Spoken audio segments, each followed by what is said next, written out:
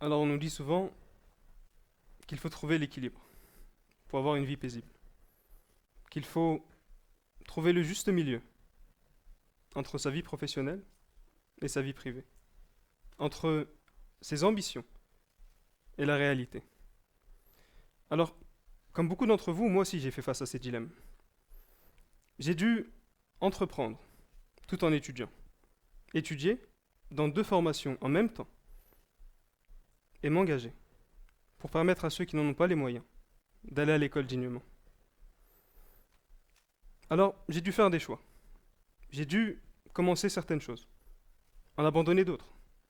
J'ai dû réorganiser mon temps, apprendre à bien répartir mes efforts. Mais concrètement, comment est-ce qu'on fait pour assumer toutes ces responsabilités, pour respecter ses engagements, mais dans le même temps, garder un moment pour soi, un moment pour apprendre de nouvelles choses, pour développer de nouvelles compétences, et pourquoi pas un moment à offrir aux autres, à ceux qui n'ont pas de moment. La réponse à cette question, je l'ai eue petit à petit, morceau par morceau. Mais c'est surtout pendant un projet que l'on a avec l'association Un rêve sans frontières que j'ai compris comment assembler ces morceaux. On s'est mis d'accord avec les habitants de Jambiani, à Zanzibar, de la nécessité de transformer une tente qui fait office de salle de classe, une tente de fortune où les étudiants s'assoient par terre, en véritable école. Une école où l'on apprend sur des chaises, sur des tables, comme dans toutes les écoles du monde.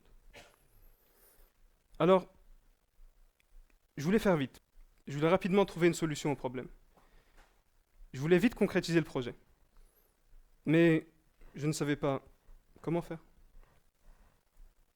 Avec qui le faire. Ni même si le projet allait se concrétiser. Si on allait réussir, alors que ça semblait irréaliste d'ajouter ça à toutes nos obligations qu'on avait déjà. J'en ai fait part à notre partenaire sur place. Là, il me dit une phrase. Il me dit une phrase qui m'a fait comprendre là où était mon erreur. Il m'a dit, je sais que tu veux bien faire. Je sais que tu veux nous aider. Je sais que tu veux vite trouver une solution au problème. Mais ici, à Zanzibar, on avance polé. Ne t'en fais pas. Un jour ou l'autre, le projet aboutira. En Swahili, polé, ça veut dire slowly. Ça veut dire doucement, mais sûrement. Ça veut dire organise-toi. Fais les choses bien, patiente, et tout ira bien. C'est ça, la méthode Zanzibar. Elle se déroule en 3 temps et contient 3 étapes. Dans l'avant-projet, on va apprendre à agir, apprendre à prendre les bonnes décisions. Si on apprend à prendre les bonnes décisions, on saura bien s'entourer notamment. Ce qui nous permettra, dans l'instant présent, de faire face aux difficultés, de faire face aux changements, aux imprévus. Une fois que ces choses faites, une fois que on a construit ce cocon autour de soi, alors on peut avancer ensemble. On peut se projeter, voir plus loin. Mais dans tous les cas, il va falloir patienter. Parce que le plus important, c'est de partir sur de bonnes bases.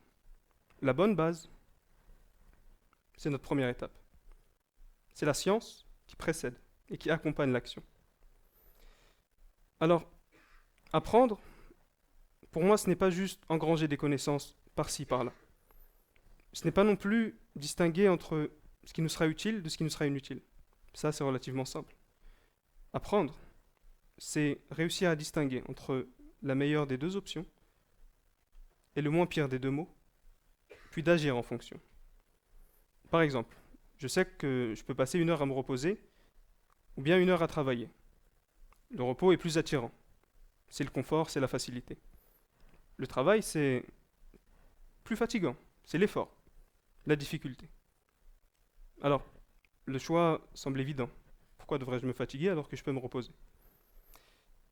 J'ai appris qu'il ne pouvait pas y avoir 2 facilités, tout comme il ne pouvait pas y avoir 2 difficultés. Et c'est comme ça que je choisis quand je suis face à un dilemme. Je sais quelle est la meilleure option, alors même si elle est difficile, je la choisis et je l'applique. Soit c'est la facilité maintenant, pour un court instant, mais ensuite ce sera difficile, justement parce que je me suis mal préparé.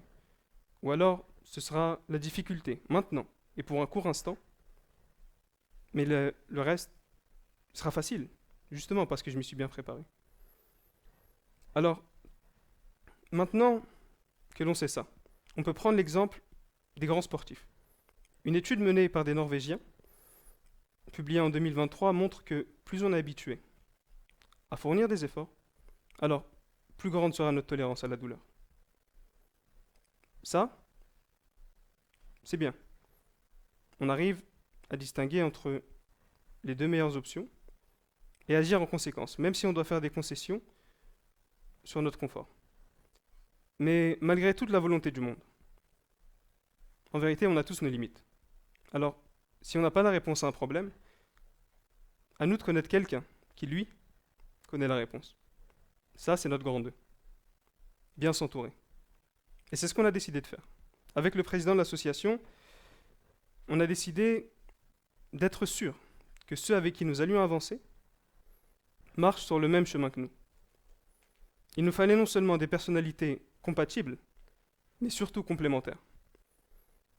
Avec des personnes ayant des capacités et des compétences complémentaires, on avance mieux. Si l'un ne sait pas, alors forcément il y a un autre qui sait. Si l'un de nous oublie, alors on lui rappelle. Si l'un se trompe, l'autre le corrige. Avoir une équipe avec des personnes complémentaires, ça nous permet non seulement de préparer le terrain maintenant, mais de préparer le terrain de demain, de voir plus loin, et surtout d'être prêt s'il devait y avoir un problème. Alors on s'est bien préparé. On sait quoi faire, avec qui le faire. Tout devrait aller, n'est-ce pas? Qu'est-ce qui pourrait nous arriver? Eh bien, je pense que c'est important de reconsidérer la chose. Tout ce qu'on a vu, c'est très bien. C'est une bonne phase préparatoire. Mais ce ne sont que des causes. Ce ne sont que des actes préparatoires. La finalité, la concrétisation du projet ou non, ça ce n'est pas de notre ressort. Ce qui est de notre ressort à nous, surtout en cas de difficulté, c'est de patienter et de ne pas désespérer. Ce qui est de notre ressort à nous, c'est le grand 3. Patienter. Parce que nous aussi, on a fait face à des problèmes. Des problèmes qui sont venus stopper notre avancée.